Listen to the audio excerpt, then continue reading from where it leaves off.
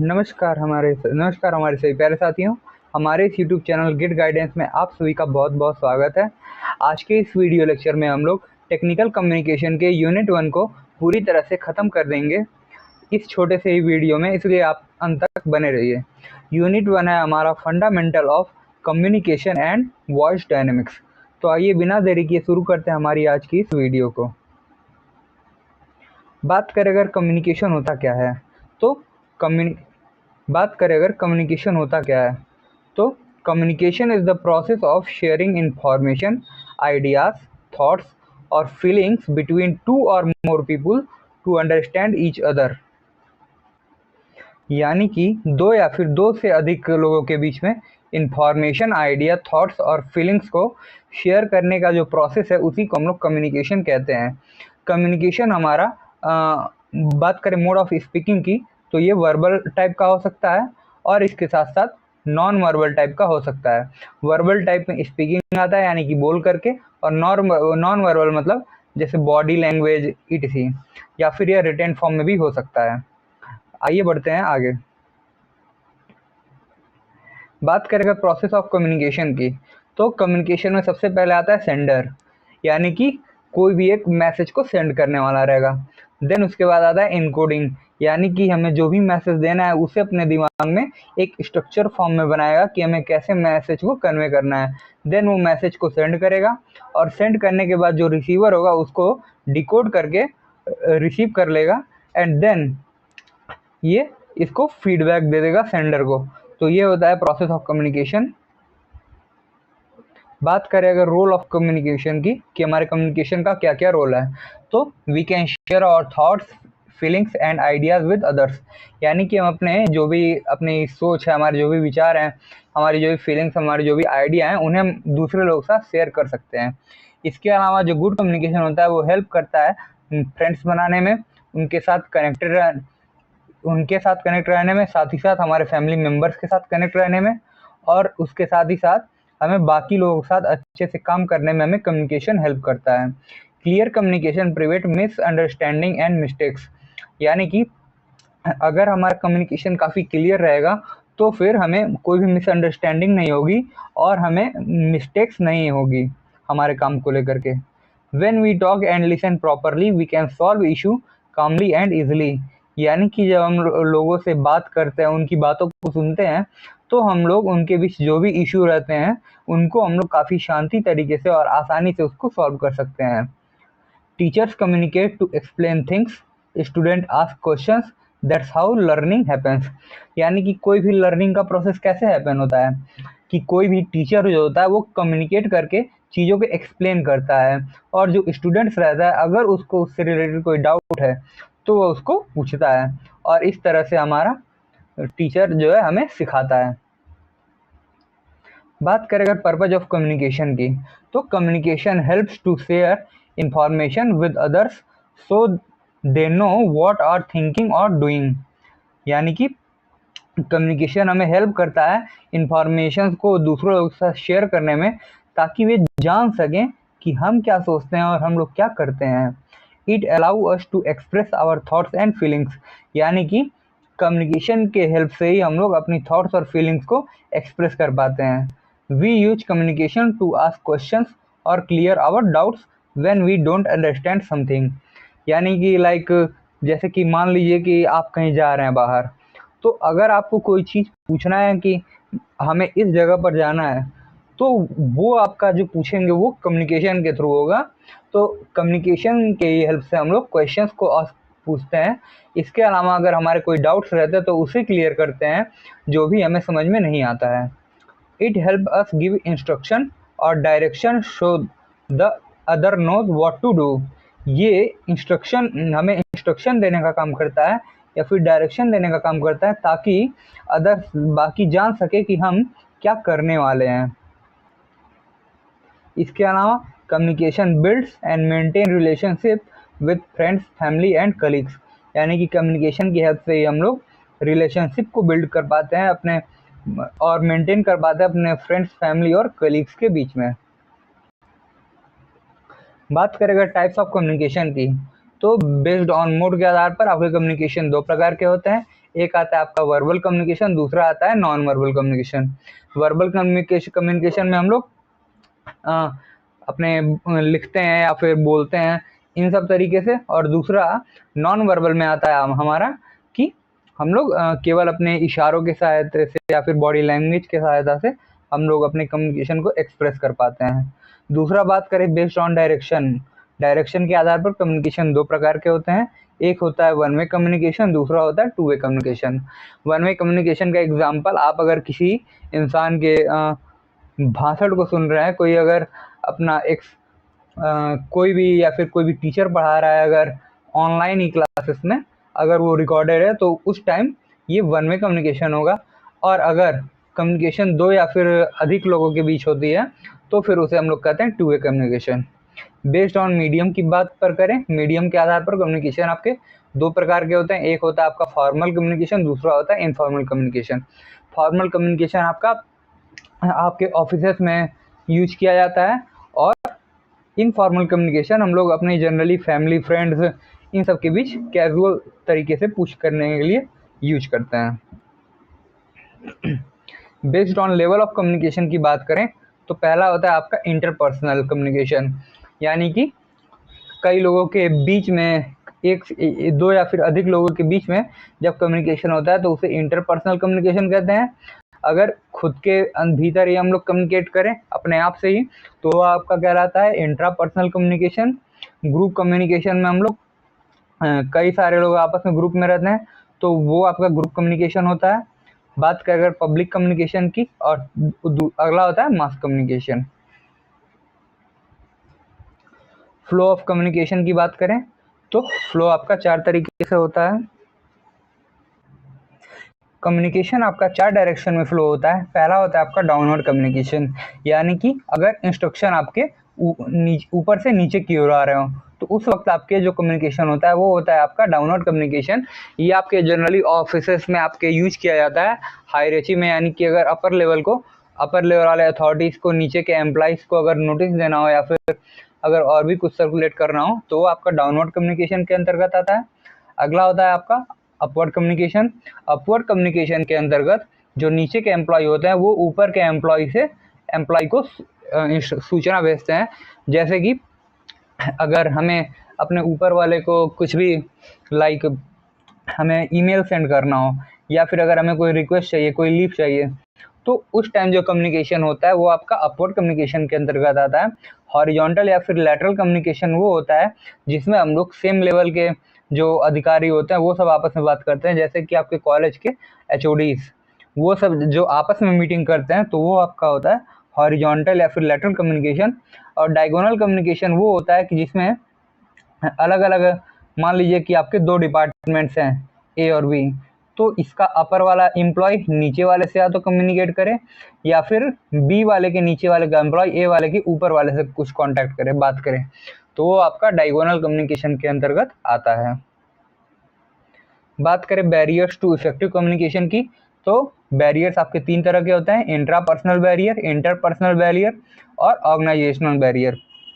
यानी कि लाइक अगर आपको खुद को सुनने में कुछ दिक्कत है या फिर अगर आप सही से बोल नहीं पा रहे हैं या फिर अगर आप मैसेज को सोच तो रहे हैं लेकिन उसको सही से एक्सप्रेस नहीं कर पा रहे हैं तो उस समय जो बैरियर आता है उसे हम लोग कहते हैं इंट्रापर्सनल बैरियर।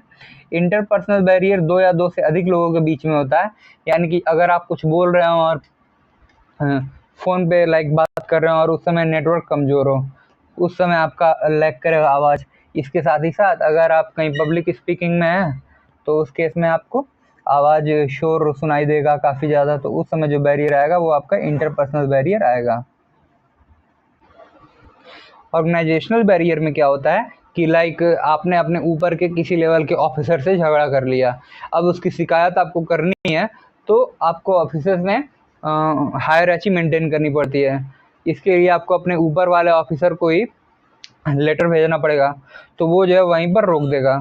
इसके अलावा और भी कई सारे बैरियर्स आते हैं, वो आपके ऑर्गेनाइजेशनल बैरियर के अंतर्गत आते हैं। बात करें सबसे इम्पॉर्टेंट 7 C's ऑफ कम्युनिकेशन, जो कि आपके एग्जाम में सबसे ज़्यादा पूछने के चांसेस हैं। सबसे पहला आता है क्लैरिटी, यानी कि हम लोग जो भी मैसेज कन्वे कर रहे हैं वो क्लियर होना चाहिए, ताकि जो रिसीवर है वो आसानी से अंडरस्टैंड कर सके कि आप कहना क्या चाहते हैं। दूसरा होता है कंसाइजनेस, यानी कि मैसेज शॉर्ट और डायरेक्ट होना चाहिए बिना किसी एक्स्ट्रा और अननेसेसरी वर्ड्स के, क्योंकि लोग कम शब्दों में सीधे मेन मुद्दे पर आना पसंद करते हैं। तीसरा होता है आपका करेक्टनेस, यानी कि जो आप मैसेज कन्वे कर रहे हैं वो उसमें ग्रामर की करेक्टनेस होनी चाहिए, इसके अलावा स्पेलिंग सही होनी चाहिए, और वो एक्चुअल फैक्ट और इन्फॉर्मेशन पे बेस्ड होना चाहिए, ना कि किसी हवा हवाई में। नेक्स्ट आता है आपका कंप्लीटनेस, यानी कि जो आपका मैसेज है उसमें सारे के सारे इम्पोर्टेंट डिटेल्स इंक्लूड होने चाहिए जो कि रिसीवर्स को रिक्वायरमेंट है।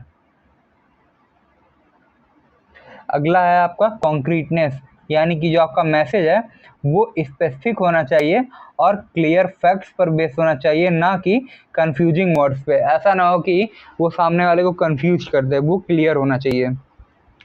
नेक्स्ट है आपका कोर्टेसी, यानी कि जो आपका मैसेज है वो पोलाइट होना चाहिए और रिस्पेक्ट और फीलिंग्स को शो करना चाहिए रिसीवर्स के प्रति, यानी कि अगर आप रूडली किसी से कुछ बात करेंगे तो उसका सही इम्पैक्ट नहीं पड़ेगा।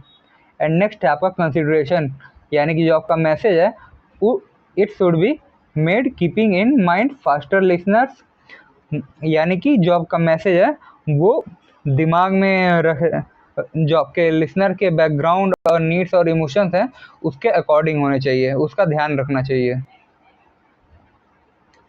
बात करें अगर कोड क्या होता है, तो code is a group of symbols that can be structured meaningfully for another person, यानी कि कोड क्या होता है, एक कुछ सिंबल्स का ग्रुप होता है जो कि स्ट्रक्चर और मीनिंगफुल होता है अदर पर्सन्स के लिए।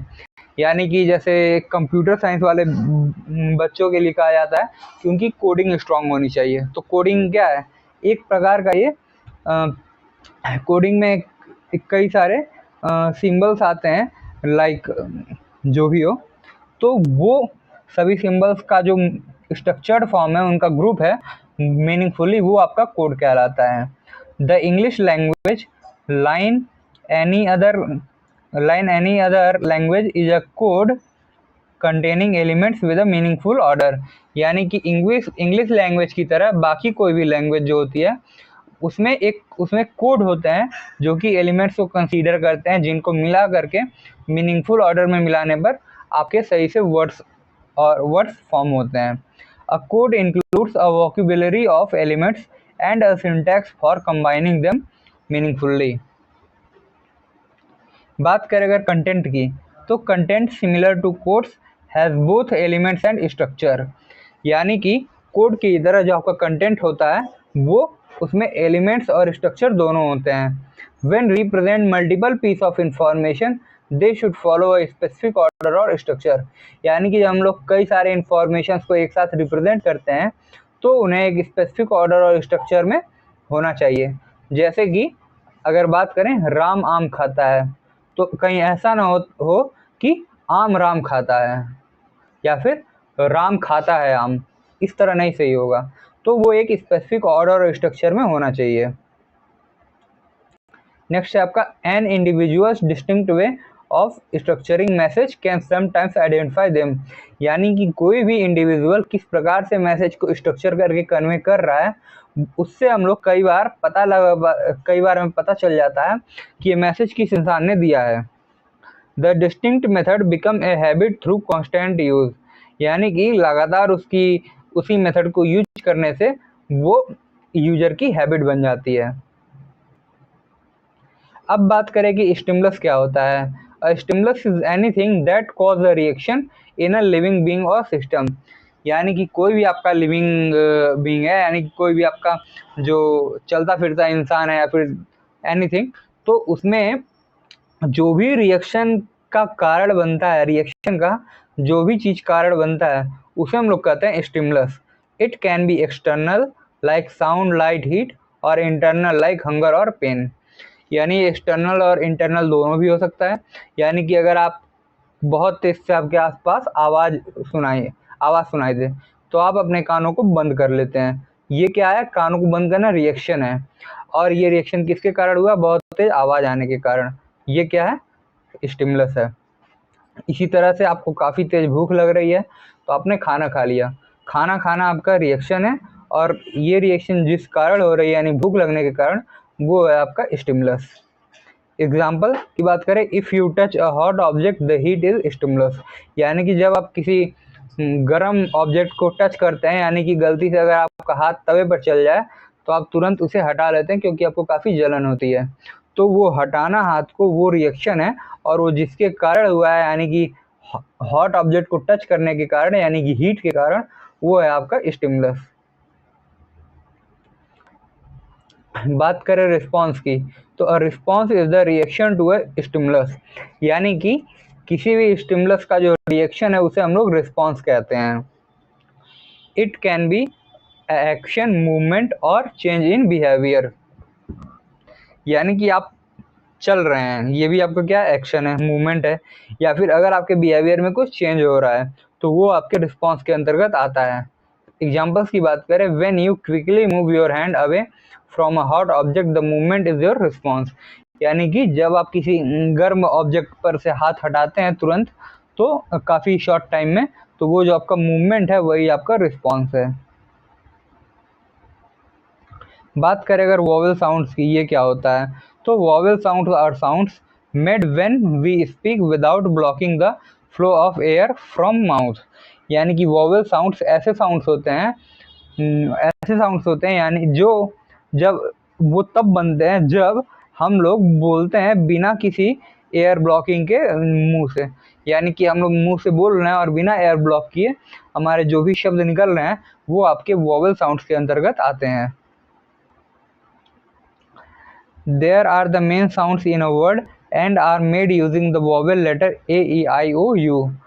जो आपके मेन वर्ड्स होते हैं इसके अंतर्गत वो है A, E, I, O और U। Every word in English has at least one vowel sound, यानी कि इंग्लिश के हर एक वर्ड में कम से कम एक वॉवेल साउंड है, जैसे कि कैट, कैट में आपका ए वॉवेल साउंड है, डॉग, डॉग में आपका ओ वॉवेल साउंड है।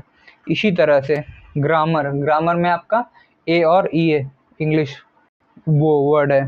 तो इस तरह से बात करें अगर कॉन्सोनेंट साउंड की, तो consonant sounds are the sounds made when air flow is blocked और partially blocked by lips, tongue, teeth और थ्रोट व्हाइल स्पीकिंग, यानी कि जब हम लोग बोलते हैं तो उस समय अगर जो साउंड है वो हमारे लिप्स, टंग, टीथ और थ्रोट के थ्रू पार्शियली या फिर फुल्ली ब्लॉक्ड हो जाता है, तो उस समय जो साउंड्स निकलती हैं उसे हम लोग कॉन्सोनेंट साउंड कहते हैं। ये हमारे 21 साउंड होते हैं, वॉवेल साउंड को छोड़ करके जो भी बचे हैं आपके वो 21 इसमें आते हैं। The letter produced about 24 consonant sound in English, ये जो लेटर होते हैं ये लगभग 24 कॉन्सोनेंट साउंड इंग्लिश में प्रोड्यूस करते हैं। Most words in English begin and with consonant sounds, जो आपके मोस्टली इंग्लिश वर्ड्स होते हैं, सभी नहीं, मोस्ट ऑफ द केसेस में आपके जो इंग्लिश वर्ड्स होते हैं वो कॉन्सोनेंट साउंड से ही स्टार्ट और एंड होते हैं। अब बात करें कि टोन क्या होता है। Tone refers to how your voice sounds when you speak, specially the pitch of your voice, यानी कि जब भी आप बोलते हैं तो उस समय आपकी वॉइस की जो साउंड होती है वो किस प्रकार की है, उसका जो पिच है वो हाई है कि लो है, वो आपके टोन को बताता है।